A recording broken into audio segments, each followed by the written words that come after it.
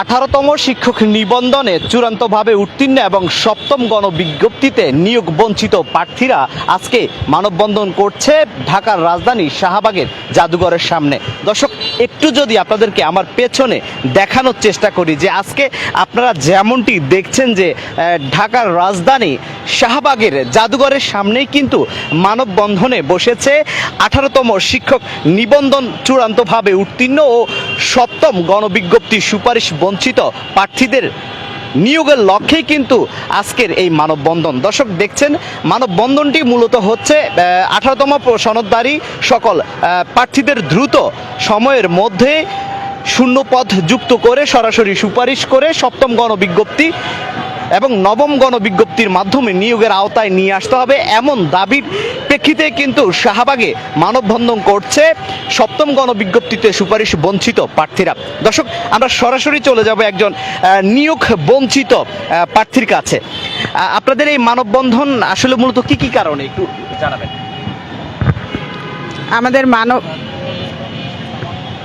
আমাদের মানববন্ধন হচ্ছে কারণ আমাদের দাবি আছে। দাবিগুলো হচ্ছে আমাদের সনদের মেয়াদ থাকা অবস্থায়, আমাদের নিজেদের বয়স থাকা অবস্থায় শূন্যপদ যুক্ত করে নিয়োগ দিতে হবে এবং আমাদের সনদের মেয়াদ রয়েছে 2 বছর 2 মাস। ওনারা এই 2 বছর 2 মাস সনদের মেয়াদ থাকা সত্ত্বেও 19তম নিবন্ধনের নতুন সার্কুলার প্রকাশ করার জন্য পায়তারা করছে। তারা শূন্যপদের চাহিদাও নিয়েছে, সেখানে পর্যাপ্ত শূন্যপদ রয়েছে, সেখানে 77,000 শূন্যপদ সংগ্রহ করেছে, যার মধ্য থেকে আমাদেরকে 6,000কে সুপারিশ করলে তাদের তেমন কোনো ক্ষতি হবে না।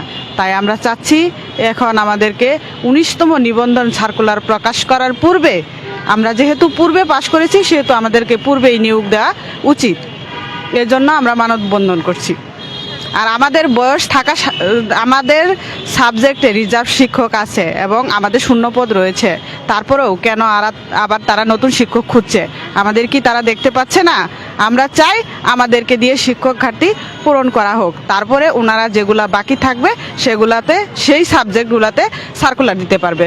আমার সাবজেক্টে 70 জন বাকি আছে, তাহলে তারা কেন নতুন শিক্ষক খুঁজবে? আমাদেরকে আগে নেওয়া হবে, পরে তারা সার্কুলার দিবে। আমাদের শূন্যপদ থাকা সাপেক্ষে, আমাদের বয়স থাকা সাপেক্ষে আমাদের সাবজেক্টে তাদেরকে আমরা নিয়োগ দিতে দিব না, আমাদেরকে আগে সুপারিশ করতে হবে। এটাই আমাদের চাওয়া। আপনার নাম? শরীফা আক্তার, থেকে এসেছেন? জামালপুর।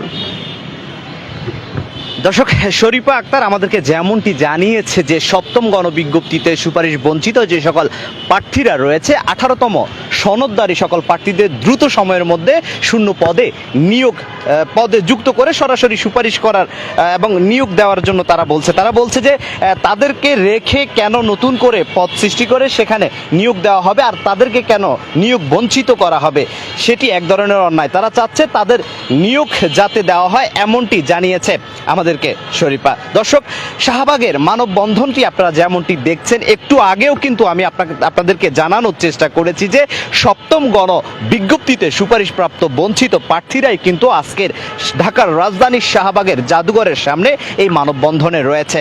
আমরা দেখছি মানববন্ধনে কিন্তু অবস্থানরত যে সকল নারী এবং পুরুষ শিক্ষকরা রয়েছেন, যারা এখনো সুপারিশপ্রাপ্ত হওয়ার পরেও তারা কলেজে পড়ানোর যে বিষয়টি সেটি হচ্ছে না এবং তারা কলেজে গিয়ে যে শিক্ষার্থীদেরকে পাঠদান করবে সেই সুযোগও হচ্ছে না। আমরা কথা বলবো একজন নারী শিক্ষকের সাথে। আপনাদের এই মানববন্ধন কতদিন হয়েছে মানববন্ধন হচ্ছে? আমরা এর আগেও মানববন্ধন করেছিলাম গত 7 তারিখে। তো সেদিন শিক্ষামন্ত্রী মহোদয় আর এনটিআরসির চেয়ারম্যানের সাথেও কথা বলে ওনারা আমাদেরকে মোটামুটি একটু আশ্বস্ত করেছিলেন যে আমাদের বিষয়ে ওনারা একটু পজিটিভ, কিন্তু এটুকুই বলা। তারপরে আসলে আমরা আর কোনো তাদের কার্যক্রমটা দেখতে পাইনি। তো গতদিন আমরা মানববন্ধন করেছিলাম, যে মানববন্ধন করার পর যদি আমরা দেখি যে শিক্ষামন্ত্রী বা অন্যান্য যে মন্ত্রী মহোদয়গণ আছেন, ওনাদের যদি আমরা কোনো আমাদের প্রতি তারা একটু ইতিবাচক মনোভাব পোষণ করছেন, তো তাহলে আমরা এখান থেকে ফিরে যাব। কিন্তু আমরা তাদের সাথে কোনোভাবেই কালকে যোগাযোগ করতে পারিনি। এই জন্য আমরা কালকে রাতে কিন্তু এখানে অবস্থান কর্মসূচি পালন করেছি। তো আজকেও আমাদের অবস্থান কর্মসূচি পালন করছি। আমাদের দাবি আদায় না হওয়া পর্যন্ত আমরা এখানে অবস্থান কর্মসূচি এবং প্রয়োজন পড়লে আমরা অনশনও করতে পারি। আমার নাম অরণ্যা, আমি রাজবাড়ি।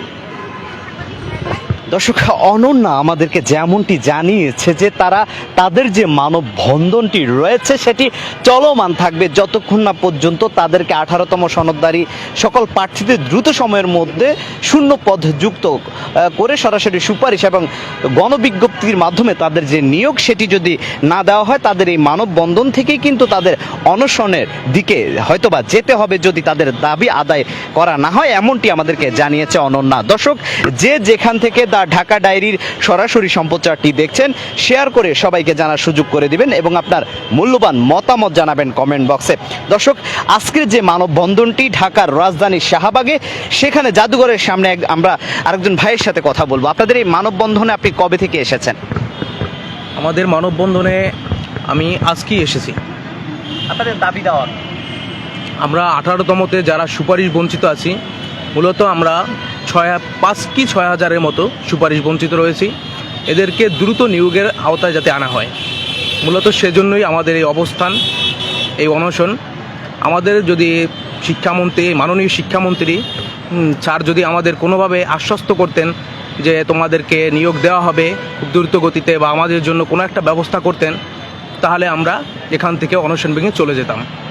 তার কাছে, মাননীয় শিক্ষামন্ত্রী স্যারের কাছে আমাদের সর্বোচ্চ অনুরোধ রইল যে স্যার যাতে আমাদের দিকে তাকিয়ে এর একটা সুষ্ঠু সমাধান দান করেন। আপনারা মানববন্ধনে আছেন নাকি অনশনে আছেন? আমরা আপনার মানববন্ধন প্লাস আপনার অনশন উভয়ই আছি। আপনার নাম বলবেন, কোথায় আপনি এসেছেন? সরি, এটা বলবেন, নাম বলবেন, এটা বলা যাবে না। দর্শক, যেমনটি আমাদেরকে জানিয়েছে যে তারা মানববন্ধন এবং অনশন দুটোই কিন্তু চলমান। একটু আগে কিন্তু অনন্যা আমাদেরকে জানিয়েছে যে তারা মানববন্ধন চলমান রয়েছে, কিন্তু তাদের দাবি দেওয়া যদি মেনে নেওয়া না হয় তাহলে তারা অনশনের দিকে যাবে, যেমনটি আমাদেরকে জানিয়েছে। দর্শক, মানববন্ধন, আজকের যে মানববন্ধনটি সেটি মূলত একটু যদি আপনাদেরকে বলে রাখি যে 7ম গণবিজ্ঞপ্তিতে সুপারিশ বঞ্চিত প্রার্থীরাই কিন্তু ঢাকার রাজধানী শাহবাগ জাদুঘরের সামনে তাদের এই মানববন্ধন এবং অবস্থান কর্মসূচি যেমনটি দেখছি। দর্শক, আমরা একজন নারীর সাথে কথা বলবো। আপনাদের এই মানববন্ধন কতদিন ধরে চলমান রয়েছে? আমাদের এই শাহবাগের মানববন্ধন গতকাল থেকে শুরু করেছি আমরা। মানববন্ধনের পর আমরা সচিবালয়ে গিয়েছিলাম। ওইখানে আমরা শিক্ষামন্ত্রী মহোদয়ের সাথে দেখা করতে পারিনি, উনি অধিবেশনে ছিলেন, এবং মাননীয় শিক্ষা সচিব উনি কোনো একটা কাজে দেশের বাইরে আছেন, তো আমরা ওনাদের সাথে দেখা করতে পারিনি। আমরা আজকেও গিয়েছিলাম, মাননীয় শিক্ষামন্ত্রী মহোদয় ছিলেন, কিন্তু আমাদের সাথে উনি কথা বলার সময় করে উঠতে পারেননি। উনি বলেছেন যেন আমরা কালকে যাই, এবং আমরা ঠিক করেছি যে আমরা আমাদের অবস্থান কর্মসূচি চালিয়ে যাব যে পর্যন্ত আমাদের দাবি আদায় হচ্ছে। আপনারা একটা বিষয় যদি খেয়াল করেন, জেনে থাকবেন যে আজকে দৈনিক ইত্তেফাকে নিউজ হয়েছে তারা নিবন্ধন শব্দটি বাতিল করে দিতে চাচ্ছে। শুধুমাত্র এমসিকিউ এবং ভাইবা পরীক্ষার মাধ্যমে ওনারা শিক্ষক নির্বাচন করবেন। তো শিক্ষক যদি ওনারা এভাবেই নির্বাচন করেন, আর আমরা প্রিলি, রিটেন এবং ভাইবা 3 ধাপে পরীক্ষা দিয়ে উত্তীর্ণ, তা ওনাদের সাথে আমাদের সাথে পরবর্তী সার্কুলারে যারা আসবে ওদের সাথে আমাদেরকে কম্পেয়ার করা যাবে না। তো ওনারা যেহেতু নিবন্ধনের এই পদ্ধতিটা বাতিল করে নতুন নিয়মে যাচ্ছেন, আমরা চাইবো নতুন নিয়মে যাওয়ার আগেই, নতুন নিয়ম বাস্তবায়নের আগেই যেন আমাদের বিষয়টা ওনারা নিষ্পন্ন করেন। আমাদের যে সনদধারী 6000 প্রার্থী আমরা রয়েছি, আমাদের নিয়োগ নিষ্পন্ন হওয়ার পর ওনারা যেন নতুন নিয়মে নতুন সার্কুলার প্রকাশ করেন। যেহেতু আমরা গণবিজ্ঞপ্তিতে যখন আবেদন করি আমাদের বিষয়গুলোতে যথেষ্ট পরিমাণ শূন্যপদ ছিল না, বর্তমানে শূন্যপদ রয়েছে, এবং এই শূন্যপদগুলোর ভিত্তিতে ওনারা নতুন সার্কুলার প্রকাশ করছে। আমরা চাইবো এই শূন্যপদগুলোতে আমরা যারা সুপারিশ বঞ্চিত রয়েছি আমাদেরকে আগে নিয়োগ দানের ব্যবস্থা করা হোক, তারপর নতুন সার্কুলারে যা হোক।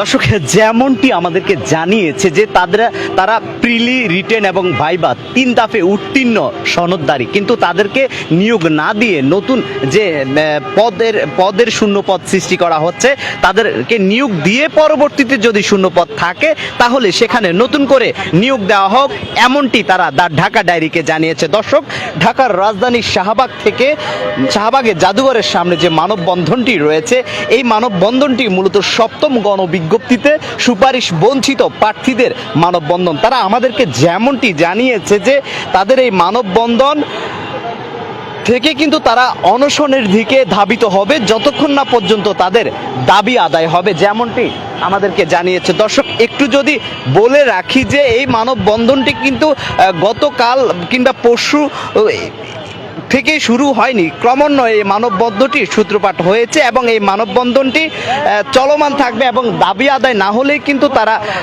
আমরণ অনশনের দিকে ধাবিত হবে, যেমনটি আমাদের বলছে।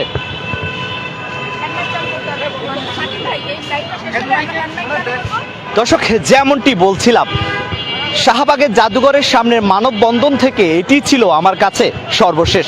Chowdhury Rafid Alam Russell, the Dhaka diary, Shahbag.